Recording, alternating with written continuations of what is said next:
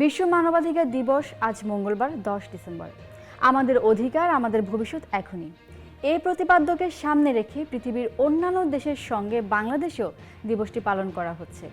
জাতীয় মানবাধিকার কমিশন সহ দেশের মানবাধিকার সংগঠনগুলো মানববন্ধন ও আলোচনা সভা সহ নানা কর্মসূচির মাধ্যমে দিবসটি পালন করছে। এছাড়া দিবসটি উপলক্ষে রাষ্ট্রপতি মোহাম্মদ শাহাবুদ্দিন বাণী দিয়েছেন। পৃথকভাবে আরও বাণী দিয়েছেন বিএনপির ভারপ্রাপ্ত চেয়ারম্যান তারেক রহমান, মহাসচিব মির্জা ফখরুল ইসলাম আলমগীর ও জামায়াত ইসলামের আমির ডাক্তার শফিকুর রহমান। 1948 সালের এ দিনে জাতিসংঘে মানবাধিকারের সর্বজনীন ঘোষণাপত্র গৃহীত হয়। 1950 সালের 10 ডিসেম্বরকে মানবাধিকার দিবস ঘোষণা করে জাতিসংঘ। সেই থেকে প্রতি বছর দিনটি মানবাধিকার দিবস হিসেবে পালিত হয়ে আসছে। মানবাধিকারের সর্বজনীন ঘোষণার মাধ্যমে স্বীকৃত হয় যে জন্মস্থান, জাতি, ধর্ম, বর্ণ, বিশ্বাস, অর্থনৈতিক অবস্থা কিংবা শিক্ষাগত যোগ্যতা নির্বিশেষে মানবাধিকার সর্বজনীন ও সবার জন্য সমান। প্রতিটি মানুষ জন্মগতভাবেই এসব অধিকার লাভ করে। প্রত্যেক ব্যক্তির অধিকার ও রাষ্ট্রের দায় দায়িত্বের বিষয়টি সুনির্দিষ্টভাবে ঘোষণাপত্রে উল্লেখ করা হয়েছে। এই ঘোষণাপত্র গ্রহণের দিনটি প্রতি বছর বিশ্বব্যাপী মানবাধিকার দিবস হিসেবে পালিত হয়ে আসছে। মানবাধিকার দিবস উপলক্ষে রাষ্ট্রপতি মোহাম্মদ শাহাবুদ্দিন বাণী দিয়েছেন। বাণীতে তিনি বলেছেন, বিশ্বের অন্যান্য দেশের মতো বাংলাদেশেও মানবাধিকার দিবস উদযাপনের উদ্যোগকে আমি স্বাগত জানাই। তিনি বলেন, মানুষের সর্বজনীন, সহজাত, অহস্তান্তরযোগ্য ও অলঙ্ঘনীয় অধিকারই হলো মানবাধিকার।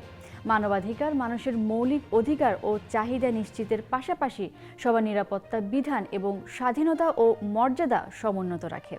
1948 সালের এই দিনে মানবাধিকার রক্ষা ও উন্নয়নের লক্ষ্যে জাতিসংঘ কর্তৃক মানবাধিকারের সর্বজনীন ঘোষণাপত্র গৃহীত হয়। একটি মানবিক রাষ্ট্র গঠনের লক্ষ্যে 1972 সালে প্রণীত গণপ্রজাতন্ত্রী বাংলাদেশ সংবিধানেও মৌলিক মানবাধিকার, স্বাধীনতা, মানব সত্তার মর্যাদা ও মূল্যের প্রতি শ্রদ্ধাবোধ নিশ্চিত করা হয়েছে।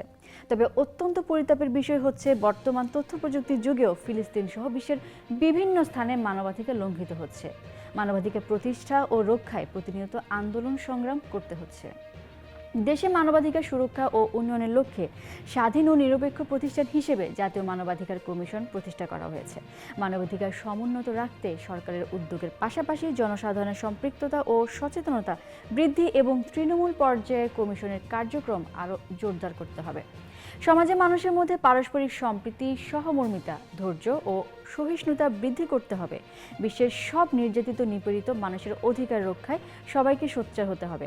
বাণীতে তারেক রহমান বলেন, জাতিসংঘের সার্বজনীন মানবাধিকার ঘোষণার আলোকে আমাদের ভবিষ্যৎ রাষ্ট্র ব্যবস্থা এমন হতে হবে যেখানে মানুষের অধিকার সুরক্ষিত থাকবে এবং কেউ আর নিপীড়িত হবে না। বাণীতে মির্জা ফখরুল বলেন, জাতিসংঘ ঘোষিত মানবাধিকারের দিবসে আমি বিশ্বের বিভিন্ন দেশের মৌলিক মানবিক অধিকার হারা, নির্যাতিত, নিপীড়িত মানুষের প্রতি জানাই গভীর সমবেদনা। বাণীতে ডাক্তার শফিকুর রহমান বলেন, মানবাধিকার দিবসে আমরা অনতিবিলম্বে যুদ্ধ বন্ধ করে মানবাধিকার সমুন্নত রাখা এবং ফিলিস্তিনের স্থায়ী সমস্যা সমাধানে কার্যকর পদক্ষেপ নেওয়ার জন্য জাতিসংঘ, ইউরোপীয় ইউনিয়ন সহ বিশ্বের সব মানবতাবাদী রাষ্ট্র, প্রতিষ্ঠান ও সংস্থার প্রতি আহ্বান জানাচ্ছি।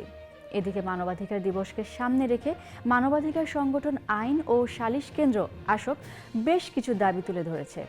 সোমবার 9 ডিসেম্বর গণমাধ্যমে পাঠানো এক সংবাদ বিজ্ঞপ্তিতে এসব দাবির কথা জানানো হয়।